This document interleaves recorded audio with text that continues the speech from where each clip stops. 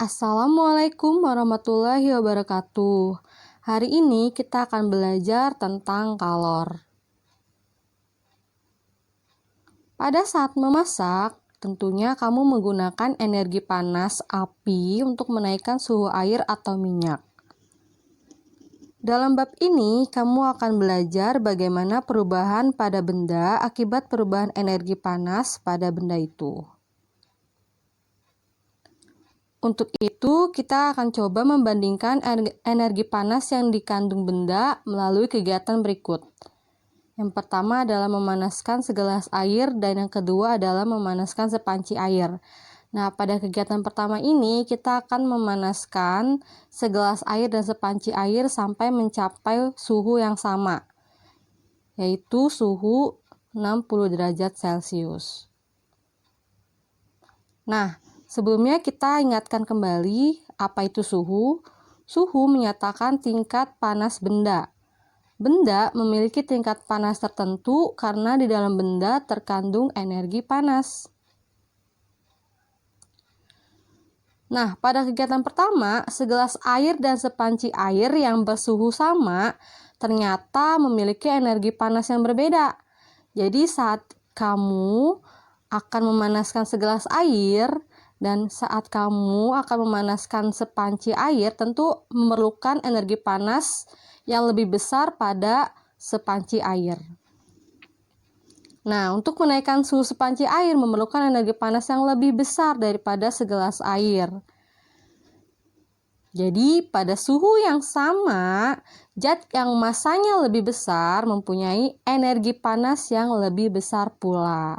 Jadi, sepanci air ini masanya lebih besar daripada segelas air, sehingga energi panas yang dibutuhkan pada sepanci air tentu juga lebih besar. Lalu, energi panas yang berpindah dari benda yang bersuhu lebih tinggi ke benda yang bersuhu lebih rendah disebut kalor. Nah, sebagai bentuk energi dalam satuan internasional, kalor mempunyai satuan joule. Satuan kalor yang populer yang sering digunakan dalam bidang gizi adalah kalori dan kilokalori. 1 kalori adalah jumlah energi panas yang dibutuhkan untuk menaikkan suhu 1 gram hingga naik sebesar 1 derajat Celcius. Nah, 1 kalori sama dengan 4,184 joule atau sering dibulatkan menjadi 4,2 joule. Tubuh mengubah sebagian makanan yang ada di tubuh menjadi energi panas. Energi panas yang disediakan oleh makanan diukur dalam kilokalori, sering disingkat kcal atau kal dengan K huruf kapital. 1 kal makanan sama dengan 1000 kalori. Zat gizi makanan mengandung energi kimia yang dapat mengubah menjadi energi panas atau energi bentuk lain. Sebagian energi ini digunakan untuk mempertahankan suhu tubuh. Saat kamu sedang kedinginan, kamu akan menggigil untuk mempercepat metabolisme tubuh sehingga suhu tubuh tetap terjaga. Nah, setiap makanan kemasan harus tercantum kandungan energinya. Nah, ini contohnya ya. Jadi dalam makanan ini, kalori makanannya sebesar 146 kal. Sekarang adalah kalor dan perubahan suhu benda. Secara umum, suhu benda akan naik jika benda itu mendapatkan kalor. Sebaiknya suhu benda akan turun jika kalor dilepaskan dari benda itu. Air panas jika dibiarkan lama-kelamaan akan mendingin, mendekati suhu ruang. Hal ini menunjukkan bahwa sebagian kalor dilepaskan benda tersebut ke lingkungan. Selain jumlah kalor dan massa benda, apa yang mempengaruhi kenaikan suhu benda? Nah, sekarang ada kegiatan kedua nih. Pertama adalah memanaskan minyak kelapa dan kedua adalah memanaskan air. Nah, kita sama-sama memanaskannya sampai mencapai suhu yang sama ya. Nah, ternyata dari kegiatan kedua tersebut menunjukkan bahwa kalor yang diperlukan untuk menaikkan suhu benda hingga suhu tertentu dipengaruhi juga oleh jenis benda. Nah, besaran yang digunakan untuk menunjukkan hal ini adalah kalor jenis. Jadi, minyak kelapa dan air tentu akan mempunyai waktu yang berbeda untuk mencapai suhu tertentu.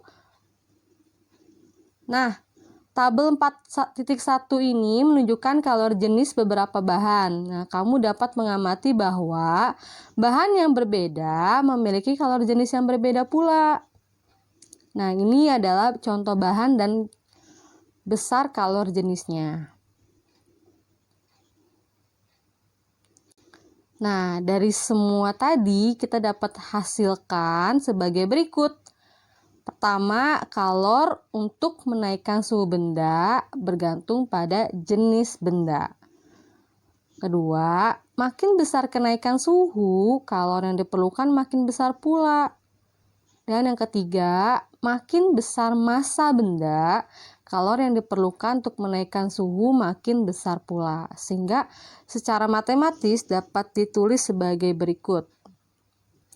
Kalor yang diperlukan untuk kenaikan suhu sama dengan massa benda dikali kalor jenis dikali kenaikan suhu.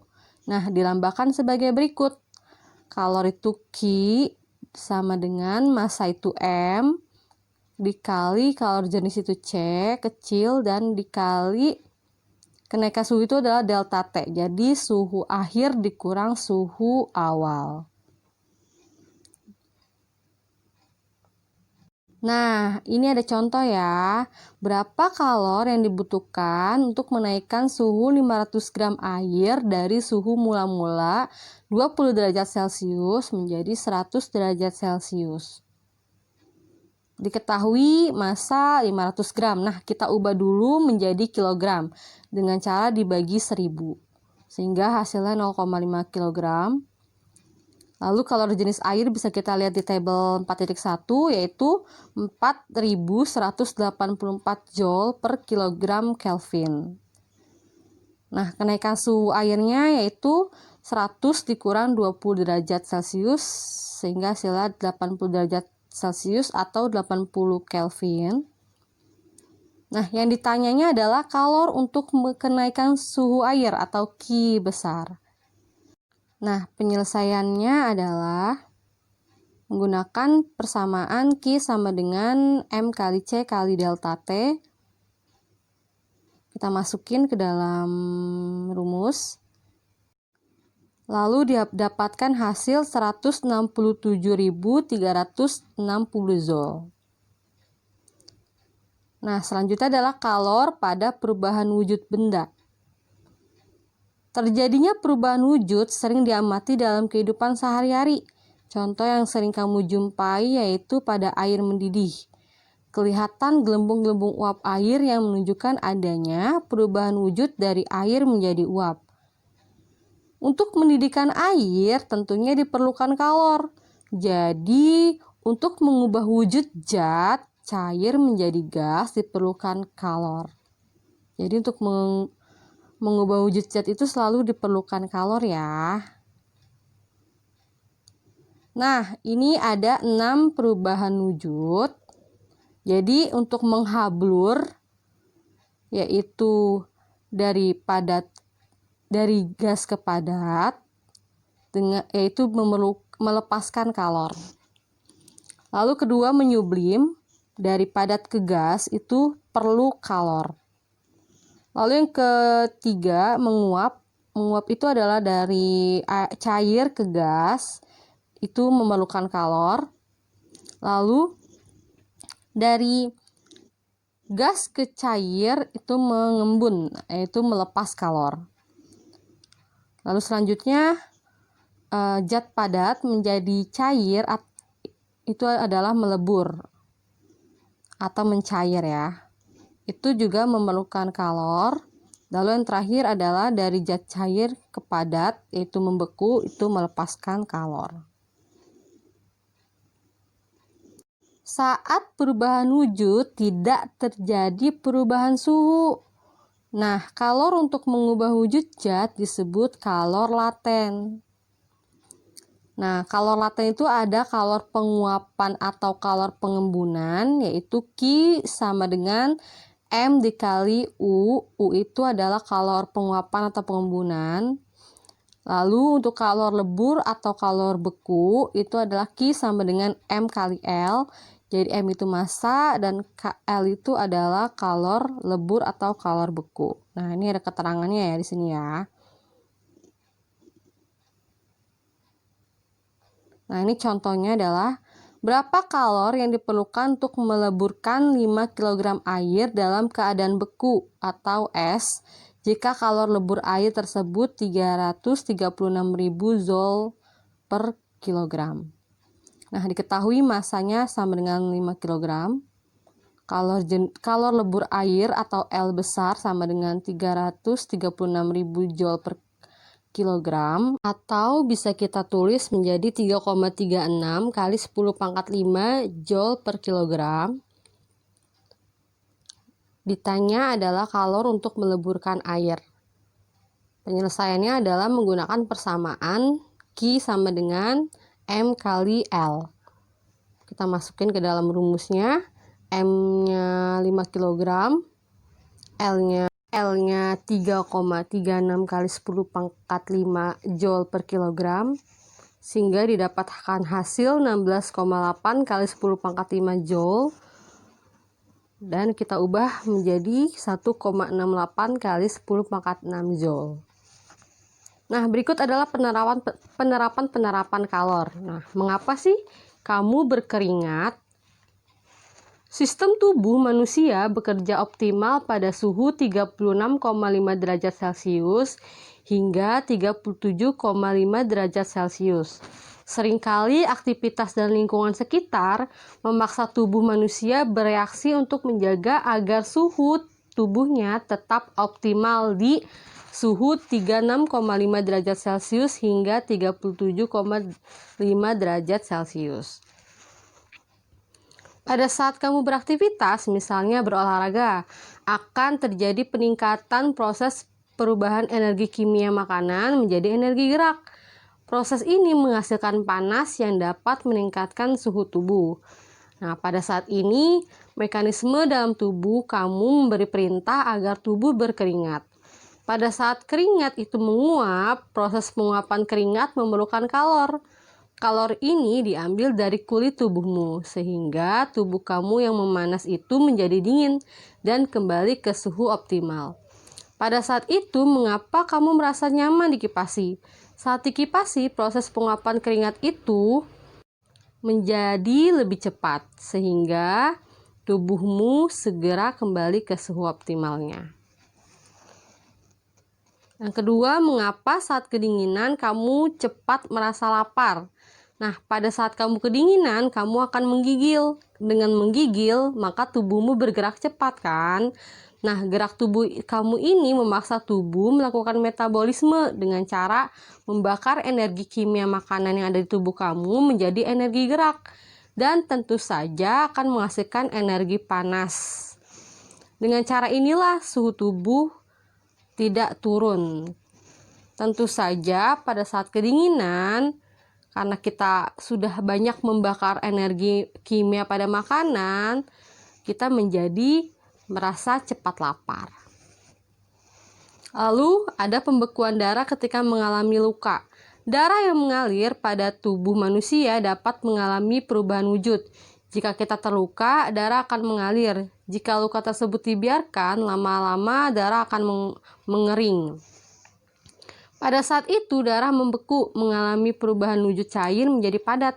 Kemampuan darah untuk membeku sangat bermanfaat bagi manusia karena mencegah terjadinya pengeluaran darah yang banyak dari dalam tubuh.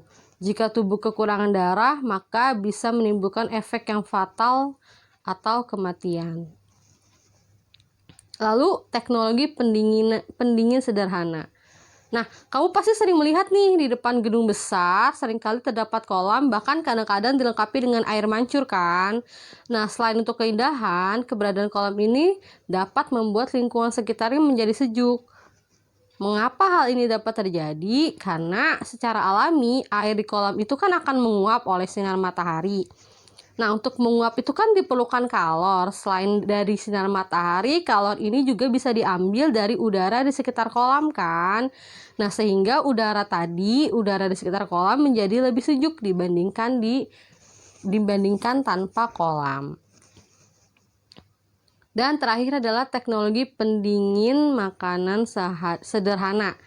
Nah, perhatikan gambar alat pendingin makanan di atas. Jadi alat ini ada dua tempayan. Dengan tempayan kecil dapat masuk ke tempayan besar. Nah, pasir diisikan di antara dua tempayan. Selanjutnya, air ditambahkan pada pasir ini hingga pasirnya basah. Makanan atau air diletakkan di dalam tempayan kecil yang ditutup kain basah. Nah, pada saat air di dalam pasir menguap, kalor untuk penguapan ini diambil dari sekitar termasuk dari makanan sehingga makanan menjadi dingin. Nah, setelah dicoba ternyata suhunya itu bisa turun loh sampai 15 derajat Celcius. Jadi itu adalah pembahasan tentang kalor. Semoga pembahasan kali ini bermanfaat untuk kehidupan kamu. Selamat belajar.